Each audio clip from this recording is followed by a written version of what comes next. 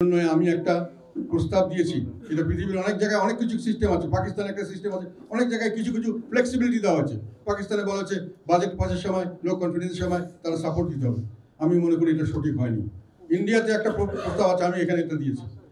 ইন্ডিয়ার পার্লামেন্টে, ইন্ডিয়ার সংবিধানে একটা ব্যবস্থা আছে এখানে, যেটা আমি এখানে দিয়েছি। সেটা হলো আমার দশম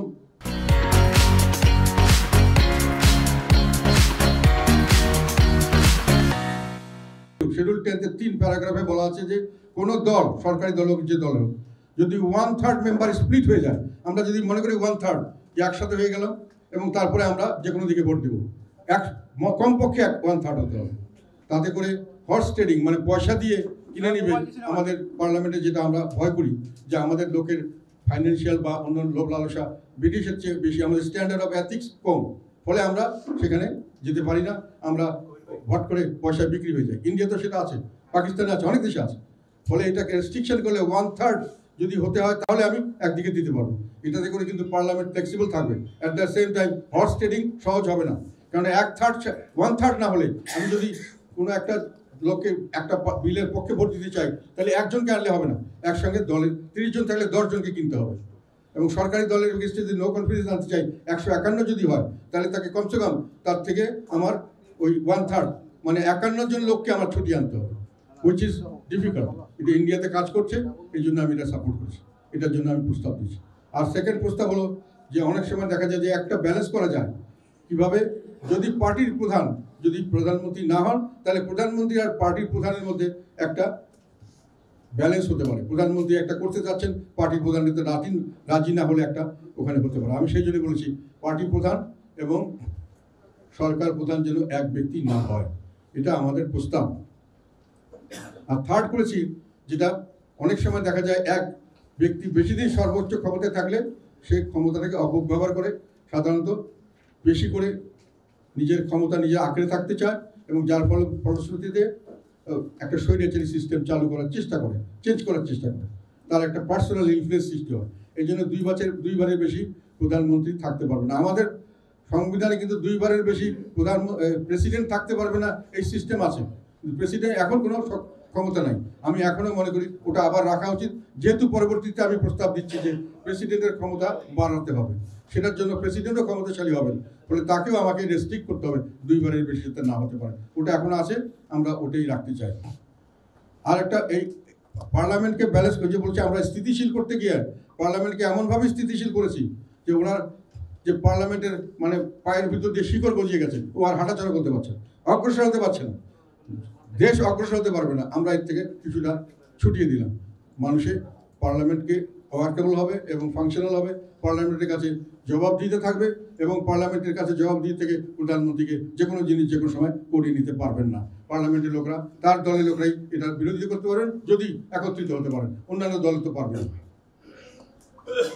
আর একটা যেটা আমরা বলেছি সেটা হলো যে 2বারের বেশি হতে পারবে না, একটা হলো, আর থার্ড হলো 70 অনুচ্ছেদ। এরপরে যেটা নিয়ে আমি কথা বলেছি এখানে সেটা হলো 15th অ্যামেন্ডমেন্ট। আমি যেটা আগেই বললাম, আমাদের পঞ্চদশ সংশোধনী করে কেয়ারটেকার সরকারকে আমরা কেয়ারটেকার সরকার ব্যবস্থাকে বাতিল করা হয়েছে। আমি মনে করি যেটা, এবং তার পরবর্তীতে 7A এবং 7B, 7-এর ক এবং 7-এর ক, এই দুটোকে ইন্ট্রোডিউস করা হয়েছে। এই দুটো হলো, একটা হলো 7-এর ক হলো যে আমাদের যে কোনো ধরনের কোনো কিছু করতে গেলে, সরকার পরিবর্তনের জন্য সাংবিধানিকভাবে অন্য কিছু করতে গেলে দেশদ্রোহিতা হিসেবে কঠোর শাস্তির ব্যবস্থা। এটা আমি মনে করি আমাদের বর্তমান পরিস্থিতিতে এরকম ধরনের পরিবর্তন হওয়ার সম্ভাবনা থাকে, কাজে এটাকে রিজিট করার দরকার ছিল না, এটা রিজিট করানো ঠিক হয়নি, এটা বাতিল করা উচিত। আর 7-এর ক্ষয় হলো আমাদের যতগুলি অর্ধেকের 1/3 মতো সংবিধানের আর্টিকেল বলা হচ্ছে, এগুলোকে কোনো সময় চেঞ্জ করা যাবে না। এটা অত্যন্ত অযৌক্তিক।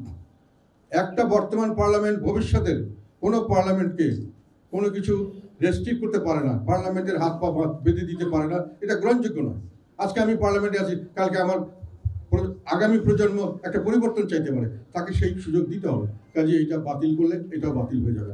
আর একটা করা হয়েছিল যে মানুষের যে ফ্রিডম অফ অ্যাসেম্বলি, একসঙ্গে অ্যাসেম্বলি করার বিষয়ে কিছু কন্ডিশন দেওয়া হয়েছিল 38 ধারা অনুযায়ী। আমরা মনে করি পঞ্চদশ সংশোধনী বাতিল হলে এটাও বাতিল হয়ে যাবে। ফলে এটাও আমরা চাচ্ছি যে এটা বাতিল করার জন্য আমরা কোর্টে একটা কেস হয়েছে, আমরা খুবই আশাবাদী এবং কোর্টে এটা কেস করলে এটা বাতিল হবে, কারণ এখানে দুটো ডিফেক্টস আছে। এইটার মধ্যে দুটো ডিফেক্ট, একটা যেটা বললাম একটু আগে যে ভবিষ্যৎ কাজকর্মকে বেঁধে দেওয়া পার্লামেন্টকে, এটা কোনো পার্লামেন্টের ফাংশন হতে পারে না, এটা যুক্তিসঙ্গত নয়। আর 2 নম্বর হলো তখন প্রভিশন ছিল যে গণভোট ছাড়া কোনো পার্লামেন্টের কোনো কিছু সংবিধান সংশোধন করা সম্ভব নয়, কিন্তু এনারা কোনো গণভোটের ব্যবস্থা করেনি, গণভোট ছাড়া এটা করা হয়েছে, ফলে এটা টেকনিক্যালি মিস্টেক। সো এটা যদি চ্যালেঞ্জ হলে এটা বাতিল হওয়ার সম্ভাবনা আছে, তাহলে তত্ত্বাবধায়ক ব্যবস্থা আবার পুনরায় চালু হবে। এবং এই যে অন্যগুলি 7 ক এবং 17 বি বাতিল হবে, এবং 38-এ যে রেস্ট্রিকটিভ অ্যাসেম্বলি করার জন্য সরকারের পারমিশন লাগবে, অনেক ধরনের রেস্ট্রিকশন কন্ডিশন আছে, অনেক কিছু হতে পারবে না, এগুলোতে একটা বাধা সৃষ্টি হবে। মানুষের অ্যাসেম্বলির স্বাধীনতা, সভা সমাবেশ করার স্বাধীনতা, এটা আরো পুনরুদ্ধার হবে। তো আমরা এটা বাতিল চাই, তত্ত্বাবধায়ক সরকারের পুনরুদ্ধার চাই। এখন আমি আসি প্রেসিডেন্টের সঙ্গে যে ভাগাভাগি, পাওয়ার শেয়ারিং। প্রেসিডেন্টের সঙ্গে পাওয়ার শেয়ারিং করার জন্য সবচেয়ে যেটা বড় প্রয়োজন সেটা হলো প্রেসিডেন্ট এখন বর্তমানে যেটা আছে যে তারা সিম্পল মেজরিটি ভোটে প্রেসিডেন্ট নির্বাচিত হন এবং 2/3 মেজরিটিতে বাতিল হয়ে যান। এখন 2/3 মেজরিটি থাকার কারণে প্রেসিডেন্টকে যদি থাকে তাহলে প্রেসিডেন্টকে নির্বাচিত করা, প্রেসিডেন্টকে বের করে দেওয়া, দুটোই প্রধানমন্ত্রীর হাতে থাকে। সেই ব্যক্তি যাকে প্রধানমন্ত্রী নির্বাচিত করেন, যে কোনো সময় বের করে দিতে পারেন, সেই ব্যক্তি কোনোদিনই প্রধানমন্ত্রীর নির্দেশের বাইরে, তার ইচ্ছার বাইরে কিছু করতে পারবেন না। তার একেবারে বাড়ির মানে পারপাস সার্ভ করার জন্যই তাকে রাখা হয়েছে, এরকমই মনে হবে। বর্তমান প্রেসিডেন্টের অবস্থা এরকম। এবং এটার উদাহরণ আমি আরেকটা দিই। অষ্টম সংসদে 2001 থেকে 2006 পর্যন্ত যে সংসদ চলেছে, সেখানে প্রেসিডেন্ট ডক্টর বদরুদ্দোজা চৌধুরী, উনি বিএনপির ফাউন্ডার মেম্বারদের মধ্যে একজন ইম্পর্টেন্ট মেম্বার, উনি প্রেসিডেন্ট ছিলেন, তাকে কিন্তু অভিশংসন বা ইমপিচ করা হয়েছিল 2/3 মেজরিটি থাকার কারণে। তো সেই জন্য প্রেসিডেন্টদেরকে যদি আমরা এমনভাবে ভার্নারেবল করি যে ওনারা যে কোনো সময় ইচ্ছা মতো আসবেন, ইচ্ছা মতো যাবেন, তাহলে সেই প্রেসিডেন্টের দ্বারা বড় কোনো কাজ করানো সম্ভব নয়, উনি প্রধানমন্ত্রীর নিয়ন্ত্রিত। সেই কারণে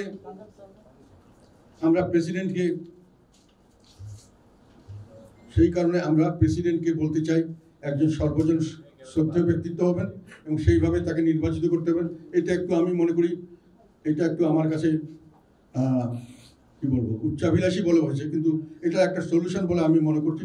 সেটা হলো প্রেসিডেন্ট নির্বাচিত হবেন 3/4 majority of the parliament, 75% parliament members vote দিলেই উনি হবেন সেইভাবে। এবং প্রেসিডেন্টকে ইমপিচ করতে গেলে 3/4 মেজরিটি অফ দ্য পার্লামেন্ট লাগবে। যারা পার্লামেন্ট মেম্বার তার 3/4 মেজরিটি ছাড়া, তার মানে সকল দলেরই মোটামুটি কনসেনসাস ক্যান্ডিডেট না হলে কেউ প্রেসিডেন্ট হতে পারবেন না। কাজে প্রেসিডেন্টকে যখন আমি এই পজিশন দিব, তখন প্রেসিডেন্ট শক্তিশালী হলে আমার কোনো ক্ষতি মনে হবে না, উনি প্রাইম মিনিস্টার ইচ্ছা মতো কাজ করবেন না। তারপরে আমি আস্তে আস্তে প্রেসিডেন্টের ক্ষমতা বাড়ানোর দিকে যাব। প্রথম কথা হলো, আমি যেটা এখানে বলতে চাই প্রথমেই, যে কেয়ারটেকার সরকারের প্রধান হিসেবে এখন চিফ জাস্টিসের কথা বলা আছে। 15th অ্যামেন্ডমেন্ট বাতিল হলে সেই চিফ জাস্টিসই আবার কেয়ারটেকার সরকারের প্রধান হওয়ার কথা। এটা নিয়ে কন্ট্রোভার্সি আছে। অনেক জাজরা মনে করেন, অনেক জুডিশিয়ারির অনেক সিনিয়র মানুষরা মতামত দিয়েছেন যে জুডিশিয়ারিকে পলিটিক্সের মধ্যে আনাটা ঠিক হচ্ছে না। Judiciary should be above everything, judiciary independence রাখতে হবে এবং তাদের সম্মান এবং পবিত্রতা রক্ষা করতে হবে। কাজে এখানে অন্য কাউকে দেওয়ার ব্যবস্থা করো। আমি এখানে প্রস্তাব করতে চাই এই প্রেসিডেন্টকে, যে 3/4 মেজরিটির প্রেসিডেন্ট, ওনাকে এই জায়গায় কেয়ারটেকার সরকারের প্রধান হিসাবে দায়িত্ব পালনের জন্য মনোনয়ন দেওয়া দিতে পারে। উনি কেয়ারটেকার সরকারের পরবর্তী সরকার আসবে, পরবর্তী সরকার গঠন করার পরে আবার প্রেসিডেন্ট কে হবেন, আবার ঠিক হবে, অথবা ওনাকে রাখতে চাইলে রাখবেন। 2বারের বেশি উনি থাকতে পারবেন না। সেকেন্ড হলো, ওনার যে ক্ষমতার সবচেয়ে বড়, সেটা হচ্ছে 48 আর্টিকেল 48-এর 3 নম্বরে বলা আছে উনি শুধু প্রধানমন্ত্রী নিয়োগ এবং চিফ জাস্টিস নিয়োগ ছাড়া আর সব ব্যাপারেই ওনাকে প্রধানমন্ত্রীর মতামত দিয়ে করতে হবে। মতামত দেওয়ার জন্য সংবিধানে বলা আছে। এবং যেহেতু এখনকার বর্তমান পরিস্থিতিতে উনি যা বলবেন তাই করতে হবে, কাজে এর মাধ্যমে কিন্তু প্রধানমন্ত্রী হাইকোর্টকেও উনি কন্ট্রোল করতে পারেন, জুডিশিয়ারিকে, অন্যান্য কনস্টিটিউশনাল বডি সবগুলোকে প্রধানমন্ত্রী কন্ট্রোলে আনা যায়।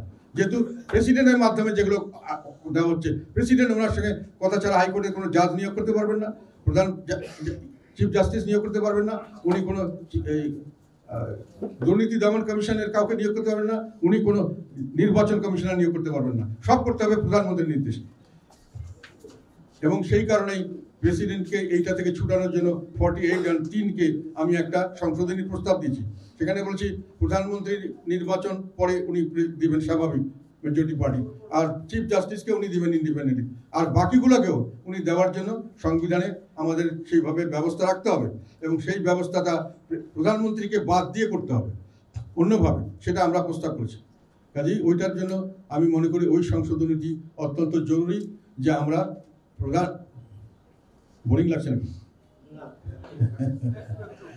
এটা লম্বা বক্তৃতা দিচ্ছি তো, আমি এই পজিশনে দিব, তখন আমাকে প্রেসিডেন্টকে ওইভাবে শক্তিশালী করার জন্য ব্যবস্থা নিতে হবে এবং সেইভাবে শক্তিশালী করার জন্য প্রথম কথা হলো ওনারকে ফ্রি করে দেওয়া। তারপরে আমরা প্রস্তাব করেছি যে নির্বাচন কমিশনার নিয়োগ করবেন উনি, একটি সার্চ কমিটি গঠন করবেন প্রেসিডেন্ট নিজে, তার মধ্যে কিন্তু 1/3 মেম্বার্স বিরোধী দল থেকে নিতে হবে, সেই সার্চ কমিটি নির্বাচন কমিশন করবেন, এটা আমাদের প্রস্তাব। তারপর আমরা বলেছি যে ওই হাইকোর্টের চিফ জাস্টিস থেকে শুরু করে অন্যান্য সব ব্যাপারে উনি ওই একটা কমিটি করা হবে, সেই কমিটি আমরা প্রস্তাব করেছি এখানে। সেই কমিটির মাধ্যমে চিফ জাস্টিস না উচ্চ আদালত না, ওইটা পরে আমি বলছি যে অন্যান্য যেগুলো কনস্টিটিউশনাল বডি আছে সেখানে আমরা একটা প্রস্তাব করেছি, একটা কমিটি, সেই কমিটিতে বলা আছে যে কে কে থাকবে। আমাদের প্রস্তাব যে ওনারা একটা রিকমেন্ডেশন দিবেন, উনি ওইসব কমিটিতে উনি নিয়োগ দিবেন।